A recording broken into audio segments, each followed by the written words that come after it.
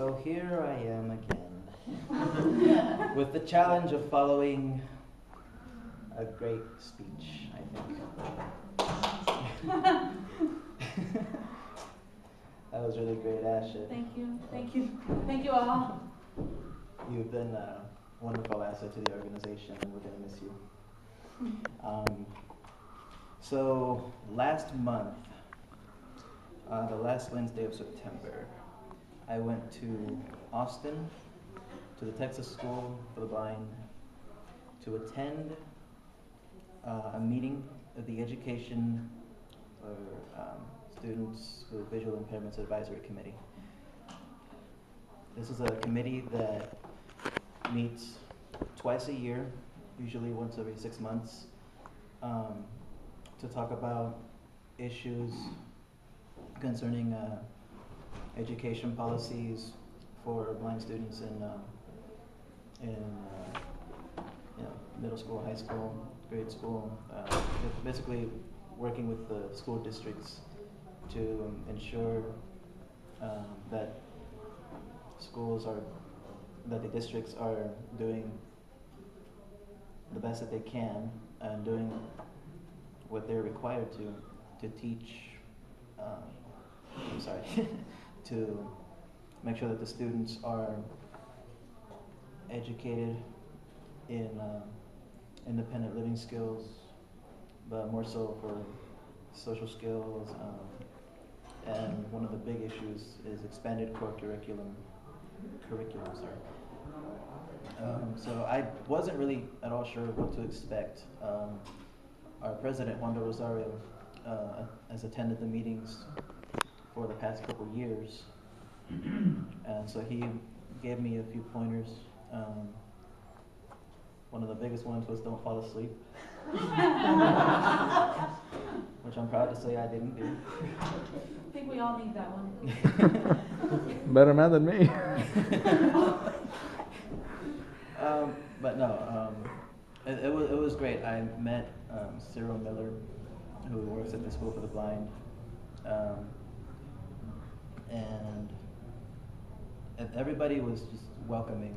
It was really awesome. They really care about what people have to say, because this meeting was attended by mostly BI teachers, and actually Sally Thomas, our treasurer for NFBT, was there, and the TPOC, so it was great to see another federationist there. It was really awesome.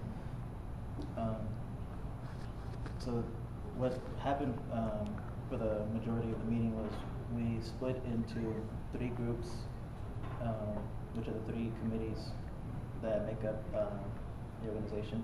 I went to the Independent Living Skills committee.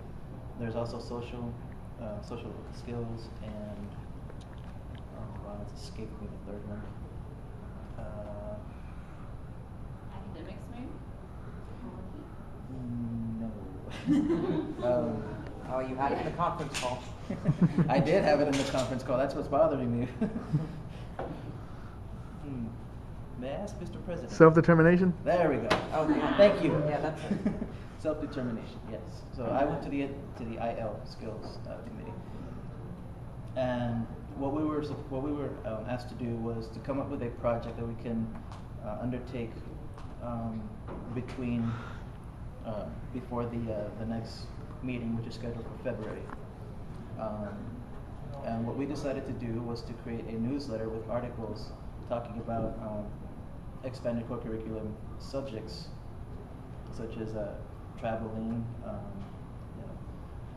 all sorts of skills, stuff that you would learn at LCB, so cooking, and so what we're going to do, and I believe we're going to get started on this within the next few weeks when the leader of the committee writes us with instructions, is we're going to search for articles, and compare notes, and share the articles with each other, compare notes, see what should go in, what should come out, and basically adjust the criteria as we go along of good articles to add to the newsletter. Our goal is to have it distributed late December to mid-January is the timeline for now. And it was just a really great meeting. I got to meet several people there. It was really awesome. I even got pulled aside after the meeting to talk about an event going on in December in Austin. It's a transition weekend. Somebody that had been wanting to contact Tabs in the first place, and I happened to be there, so it was convenient for both of us. So. But I enjoyed myself over there.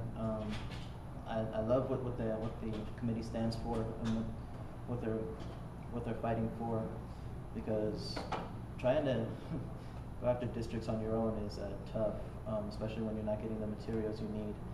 And when you have a committee like this that you can go to tell them, hey, my district's not doing this, or hey, we're short-staffed over here, can you give us some suggestions on what to do? Because that was another one of the issues that was brought up, was districts that are short-staffed but that they're not wanting to hire college graduates because they wanted people with more experience, and so the spots are as of yet unfilled. So that's one of the issues that they're trying to tackle, is trying to convince them to take on the new blood that's out there that really wants to work, to be with the students. It's a challenge, but they're undertaking it, and I commend them on what they're doing. So the next meeting is scheduled for February, and I definitely intend to be there. Like I said, I'm officially joined the independent living skills portion of the committee, so I'm going to be involved with that.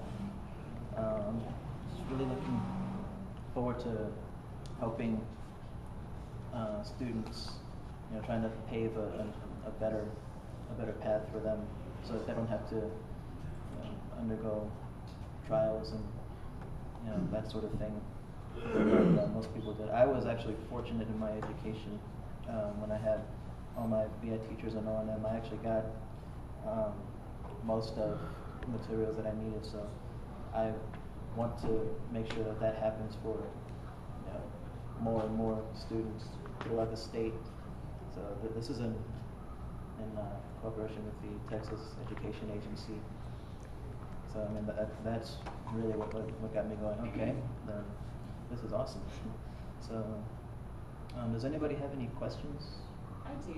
Sure. If one were interested in participating in that committee, do you have to be, is it by invitation only committee, or how does that work, do you know? You might want to contact Sarah Miller at the Texas School for the Blind. She's the chairperson. Yeah, That would be the best avenue to do it. Because I work with sighted students but grew up visually impaired, I kind of see both sides, and so. Yeah, then she'd definitely want to hear from you. When we first started this, we started attending those committees when Joe Orozco was president of TABS, and we just kind of went down the line of succession. And what really struck me is how much they listen to TABS. I mean, this is a committee that's made up of TEA, of educators. I mean, these are people that have 2 masters or a master's and a doctorate. I mean, people that really are the best in their fields, and they bring the Texas Association of Blind Students, and they ask us how we've dealt with things, what things we went through when we were going in school, and it's a big deal to them. And so I definitely do think that they'd want to hear your input. So. Yeah, I was definitely given a lot of questions when the meeting first started, because like I said, we're trying to figure out the criteria for what articles should go in the newsletter that we're trying to publish, and so they were using me as an example. They wanted to know when I was taught certain things, when I was taught to do laundry, when I was taught to do basic cooking, things like that. So they really listen. They really want to know, if any progress is being made, from their efforts. It's like I said, it's a wonderful committee, and I applaud what they're doing, and I look forward to serving with them in higher capacities. Excellent.